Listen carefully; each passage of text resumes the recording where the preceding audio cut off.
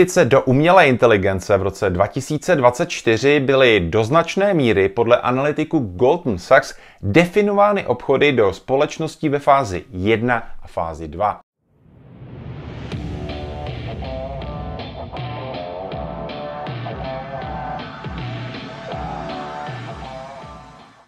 Takovou superhvězdou fáze 1 se stala společnost Nvidia. Peníze také šly do společností ve fázi 2, kam se řadí například datová centra nebo další polovodičové společnosti. Ačkoliv jsou tyto investice zjevně stále žhavé, budou se objevovat nové příležitosti v rámci AI. A to především do společností ve fázi 3. To jsou společnosti, které AI zpeněžují a kterým AI pomáhá ke zvýšení příjmu. Analytici Goldman Sachs identifikovali 11 akcí, které by měly díky implementaci AI zvýšit příjmy. Navíc jsou tyto společnosti atraktivněji oceněny než například takzvaná velkolepá sedmička.